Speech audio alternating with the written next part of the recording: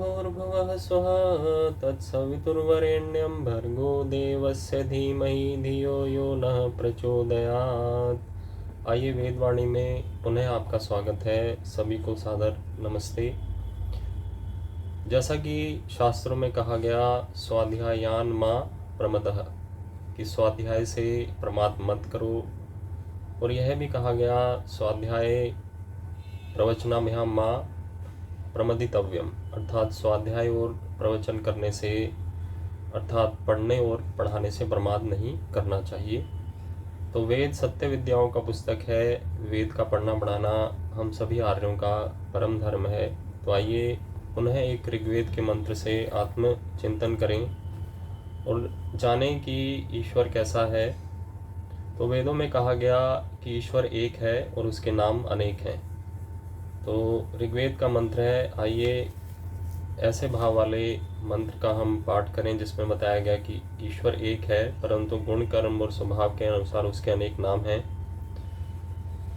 ओम इंद्रम मित्रम वरुणम अग्निमाहु, ओम इंद्रम मित्रम वरुणम अग्निमाहु, अथो दिव्यः स सुपर्णो गुरुत्मान्, अथो दिव्यः स सुपर्णो गुरुत्मान्, एकं सद्विप्रा बहुधा वदन्ति, एकं सद्विप्रा बहुधा वदन्ति, अग्निं यमं मातरिश्वानमाहुः, अग्निं यमं मातरिश्वानमाहुः।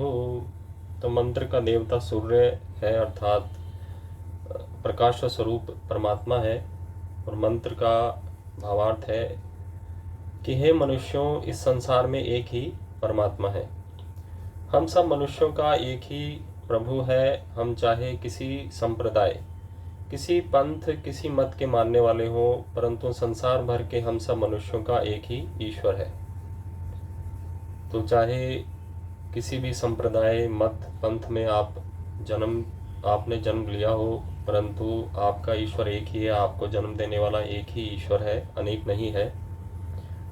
हम सांप्रदायिक लोगों ने संसार में बड़े बड़े उपद्रव किए हैं, और आश्चर्य यह है कि यह सब लड़ाई दंगे अपने प्रभु के नाम पर हुए।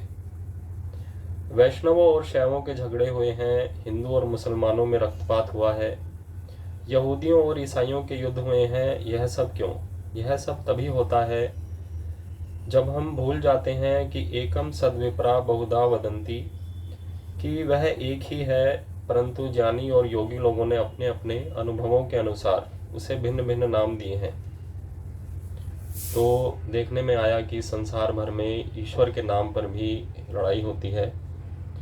सभी मत वाले अपना अलग अलग ईश्वर कर लेते हैं और उसके अनुसार अपने मंतव्य बना लेते हैं, परंतु सृष्टि के आदिकाल से वेद ने एक ही ईश्वर का विधान किया है और कहा है कि तुम सभी मनुष्य एक मत होकर रहो और एक ही ईश्वर की उपासना करो।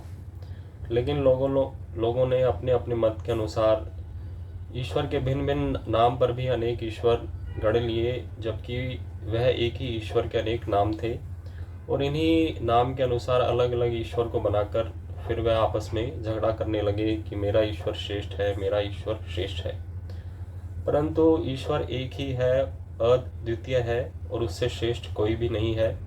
जब एक ही है तो फिर श्रेष्ठता आपस में कैसे होगी कि भी मेरा ईश्वर श्रेष्ठ है अथवा तुम्हारा ईश्वर श्रेष्ठ है। तो वैष्णवों ने विष्णु को माना, शैवों ने शिव को माना और अपने अपने ईश्वर को बड़ा कहा कि मेरा शिव विष्णु से बड़ा है और विष्णु शिव का सेवक है। ऐसे ही वैष्णवों ने कहा कि विष्णु ईश्वर है और शिव उसका सेवक है अथवा शिव उससे छोटा है। तो लेकिन ईश्वर जब एक ही है तो फिर छोटे और बड़े का कैसे मत संभव है। तो ईश्वर एक होने पर ना तो कोई उससे छोटा है ना कोई बड़ा है, केवल एक ही सर्वश्रेष्ठ परमात्मा है। तो ईश्वर व ऐश्वर्यशाली होने से उसी परमात्मा का नाम इंद्र है। तो इंद्र इति धातु से बना, जिसका अर्थ होता है ऐश्वर्य में। तो वह ऐश्वर्यशाली होने से ईश्वर है, क्योंकि उसमें नाना प्रकार के ऐश्वर्य अथवा संपत्तियां अथवा सद्गुण हैं। और मित्र इसीलिए है क्योंकि वह मृत्यु से त्राता है, मृत्यु से त्राण करता है, मृत्यु के भय से। और इसके साथ मित्र इसलिए भी है क्योंकि वह स्नेहमय है, सभी से स्नेह करने वाला है और मित्र के समान रक्षक भी है। और वरुण नाम ईश्वर का इसलिए है क्योंकि वह पापों का निवारण करता है।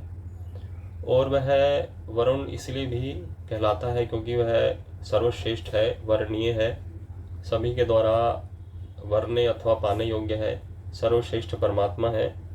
और अग्नि इसलिए नाम दिया हमारे ज्ञानी लोगों ने वेद के अनुसार कि ईश्वर प्रकाशक है, ईश्वर दिव्य है, ईश्वर अग्नि के समान प्रकाश स्वरूप है। और अग्नि जिनमें होती है ऐसे प्रकाश वाले सूर्य इत्यादि पदार्थों को वह रचता है। तो वेद मंत्रों में इन नाना नामों से पुकारा जाता हुआ भी वह एक ही है। इसी प्रकार वेद मंत्रों ने ईश्वर को दिव्य कहा, ज्योतिर्मय कहा और दिव्य गुण कर्म स्वभाव से युक्त कहा।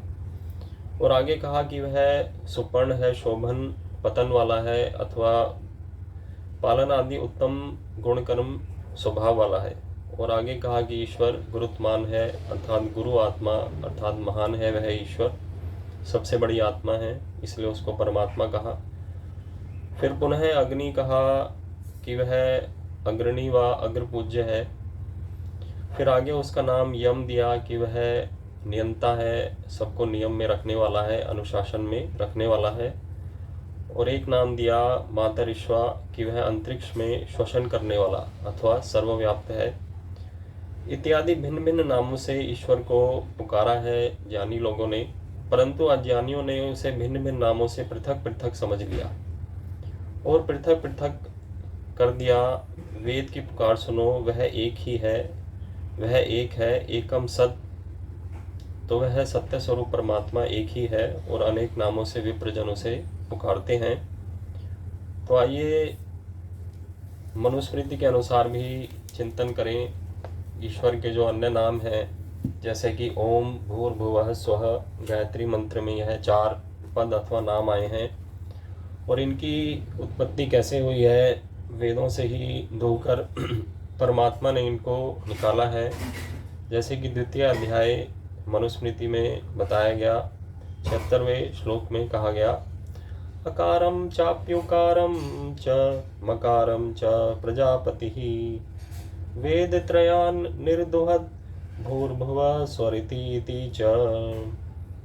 तो मनु महाराज कहते हैं कि प्रजापति ही अर्थात सभी प्रजाओं का स्वामी परमात्मा, उसने अकार उकार च, अकारम उकारम च मकारम, ओम शब्द के अ उ और म अक्षरों को जिनको मिलाकर ओम शब्द बनता है, च तथा भूर्भुवः स्वः इति, भूर्भुवः स्वः गायत्री मंत्र की इन 3 महाव्याहृतियों को वेद त्रयात् निर्दुहत, ज्ञान कर्म उपासना इन त्रैविद्या युक्त चारों वेदों से धोकर निकाला है।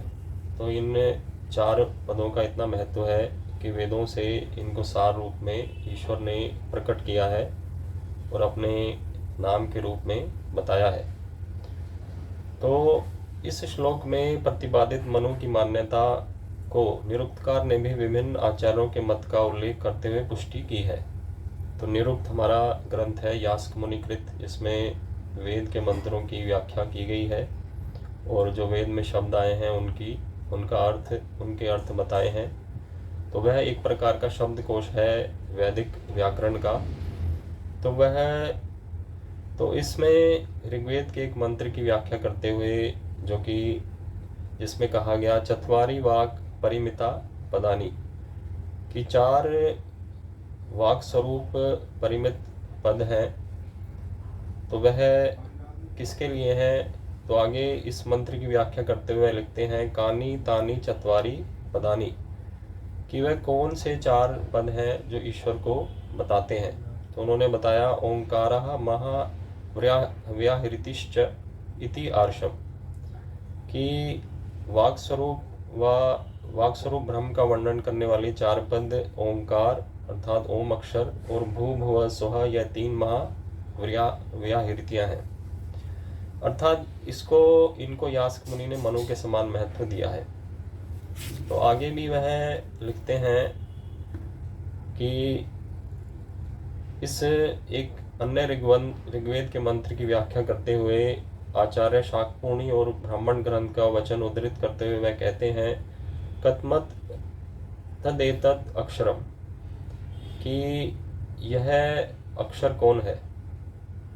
तो आगे वह बताते हैं ओम इत्येषा वागिति शाक्यमुनि, कि यह ओम जो है, यह जो वाक स्वरूप है, यह ही अक्षर है, अविनाशी है। अर्थात ओम पद वाच्य से जो परमात्मा है वह अविनाशी है। तो आगे कहा एतद अक्षरम यत् सर्वाम त्रयीं विद्याम प्रतिपत्ति इति च ब्राह्मणम। तो अर्थात यह ओम अक्षर त्रयी विद्या रूप चारों वेदों का प्रतिनिधि है।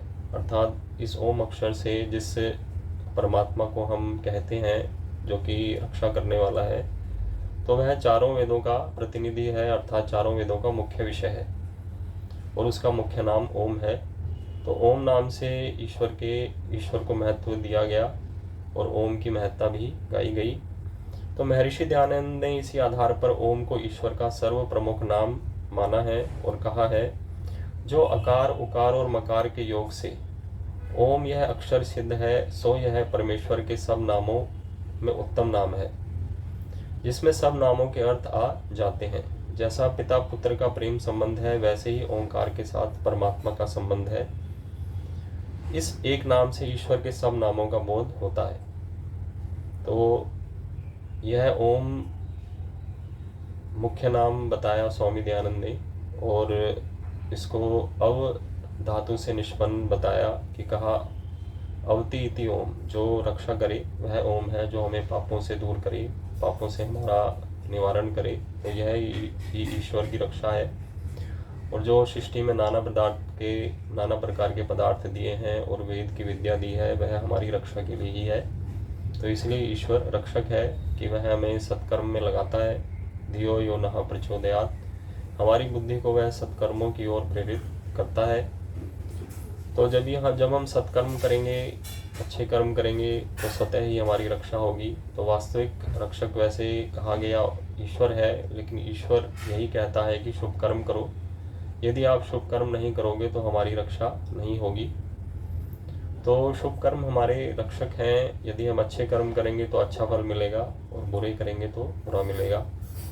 तो सत्कर्मों के अनुसार जीवन को बनाते हुए हमें पापों से दूर रहना है और अच्छे अच्छे कर्मों का अनुष्ठान करना है, परोपकार करना है, यज्ञ करना है, क्योंकि ईश्वर की उपासना के साथ शुभ कर्म भी बड़े आवश्यक हैं। क्योंकि ईश्वर की आज्ञा भी है कि वेद के अनुसार जो जो शुभ कर्म बताए हैं उसके अनुसार जीवन यापन करो और चोरी, छल, कपट, असत्य आचरण से दूर रहो। यदि हम इन अवगुणों से दूर रहेंगे तो सद्गुणों की ओर हमारी प्रवृत्ति होगी और हमारा जीवन अस्तेयमय अर्थात चोरी से दूर अहिंसामय होगा, सत्यमय होगा। तो यदि हम अहिंसामय, सत्यमय, अस्तेयमय जीवन जिएंगे तो निश्चय ही हमारे जीवन का विकास होगा। अहिंसा यानी कि किसी को हिंसित ना करना, किसी को अनावश्यक दुख ना देना। सत्य आचरण यानी जैसा मन में है ऐसा ही वाणी में होना चाहिए।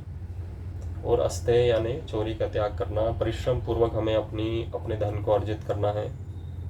तो यह सद्गुण ईश्वर की भक्ति के लिए आवश्यक है, क्योंकि यम कहा गया, अष्टांग योग में सबसे पहले यम ही आता है। अहिंसा, सत्य, अस्तेय, ब्रह्मचर्य और अपरिग्रह। तो यह आधार है। आगे जो ध्यान, धारणा, समाधि का अनुष्ठान होता है जो कि अंतरंग है, तो यह बहिरंग साधना अर्थात यम, नियम, आसन, प्राणायाम, प्रत्याहार को पहले पूर्ण करें। उसके बाद ही आगे जो अंतरंग साधना है जो कि धारणा, ध्यान और समाधि, वह पूर्ण होगी। क्योंकि जब अंतःकरण अच्छे कर्मों से शुद्ध हुआ, वेद की विद्या से और सत्य आचरण से जब हमारा मन और हृदय शुद्ध होगा, हमारे भीतर किसी के प्रति राग और द्वेष की भावना नहीं होगी, तभी इस मन में स्वच्छता आएगी और स्वच्छ मन में ही ईश्वर का प्रकाश होगा, स्वच्छ आत्मा और जो मन होंगे। तो इसलिए कहा योगश्चित्त वृत्ति निरोधः, कि चित्त की वृत्तियों को बुरे कार्यों से हटाकर परमात्मा में और सत्कर्मों में लगाना योग है। तो आइए इन 3 महाव्याहृतियों के अर्थ भी संक्षेप से जान लें, जो कि सत्यार्थ प्रकाश में व्याकरण के अनुसार स्वामी दयानंद ने बताए हैं। तो वे कहते हैं भूरिति वही प्राणः, के भू प्राण को कहते हैं। फिर आगे कहते हैं यह प्राणयति चराचरम जगत सह भू स्वयं भूर ईश्वर, जो सब जगत के जीवन का आधार प्राण से भी प्रिय और स्वयंभू है, उस प्राण का वाचक होके भू परमेश्वर का नाम है, कि जो सारे जगत में प्राण का संचार करता है और जो स्वयंभू है, अपने आप से है, किसी के द्वारा बनाया गया नहीं है, और स्वयं ही अपनी सत्ता से वह सारे संसार का शासन करता है। तो और जो हमें प्राणों से भी अधिक प्रिय होना चाहिए, तो उस प्राण का वाचक होके, प्राण स्वरूप होके ईश्वर का नाम भू है। तो आगे बताया भुवर इत्यपानः, कि भुवः इति अपानः, कि जो भुवा है वह अपान है। अपान यानी जो कि दूर करता है। तो क्या दूर करता है वह? यह सर्वम दुखम अपानयति सोपानः, जो सबके दुखों को दूर करता है वह अपान है। और सबके दुख इसलिए दूर करता है क्योंकि वह स्वयं भी दुखों से रहित है। तो जो सब दुखों से रहित, जिसके संग से जीव सब दुखों से छूट जाता है, दुख उससे दूर होते हैं, तो इसलिए उस परमेश्वर का नाम भुवा है। तो आगे बताया स्वरिति व्यानः, स्वः इति व्यानः, स्वः व्यान को कहते हैं। तो व्यान का मतलब व्यापक।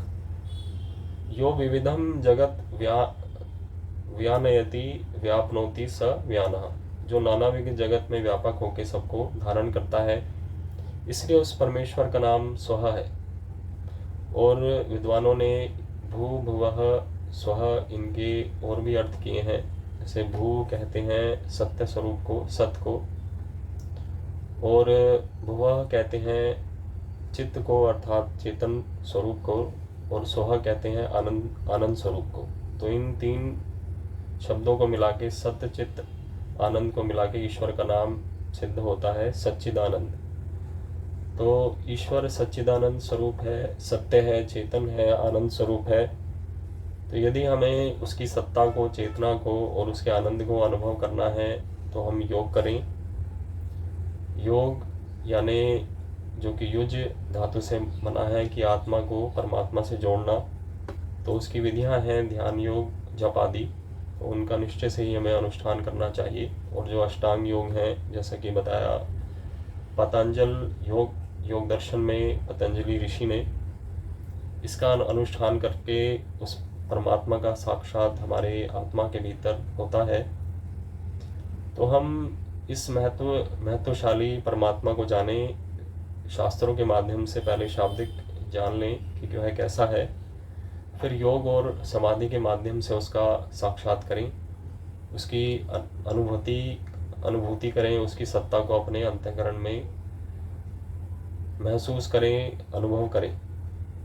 तो यह इन शास्त्रों का तात्पर्य है कि हम सांसारिक कर्म भी करें, वह भी आवश्यक है, क्योंकि संसार में जीवन यापन के लिए शरीर की यात्रा को सिद्ध करने के लिए नाना प्रकार की आवश्यकताएं होती हैं, तो उनकी पूर्ति भी आवश्यक है। तो सांसारिक कर्म भी करें, सांसारिक विद्या को भी जानें और साथ में इस आध्यात्मिक विद्या को भी जानें, क्योंकि इस विद्या को जानना भी परम आवश्यक है। और ईश्वर की भक्ति उपासना करना भी अत्यंत आवश्यक है। तो प्रातः और सायं 2 काल संध्या बताई गई है कि 2 समय हम ईश्वर की उपासना करें, और जब भी हमारे पास रिक्त समय हो तब भी हम उपासना कर सकते हैं, ईश्वर का ध्यान चिंतन मनन कर सकते हैं। तो उसके लिए जो ये 4 नाम बताए, जो कि गायत्री मंत्र में भी आते हैं, तो इनका जप करना चाहिए। ओम का जप अथवा ओम और व्याहृति सहित, ये जो तीनों महाव्याहृति हैं, तो इनके सहित गायत्री मंत्र का जप करें तो गायत्री मंत्र इस प्रकार बनता है, ओम भूर्भुवः स्वः। फिर आगे 4 पाद और आते हैं, तत्सवितुर 3 पाद और आते हैं, तत्सवितुर्वरेण्यम भर्गो देवस्य धीमहि धियो यो नः प्रचोदयात्। तो इस गायत्री मंत्र का जप करना चाहिए। तो महर्षि मनु ने संध्या के समय में गायत्री मंत्र के जप का अनुष्ठान करने के लिए कहा है, जिससे कि मन हमारा ईश्वर में एकाग्र हो, क्योंकि इसमें ईश्वर के विषय में ही बताया गया कि ईश्वर कैसा है। ईश्वर के नाम है इसमें पहले 4, फिर आगे भी ईश्वर के ध्यान के लिए कहा, भर्गो देवस्य धीमहि, कि हम उस शुद्ध स्वरूप परमात्मा का ध्यान करें, उसको अंतःकरण में धारण करें और उसकी शिक्षाओं के अनुसार अपनी बुद्धि को चलाएं, जैसे कि वह शुभ कर्मों में की ओर प्रेरणा देता है, तो हमारा जीवन शुद्ध बने, सात्विक बने और ईश्वर की भक्ति से परिपूर्ण हो।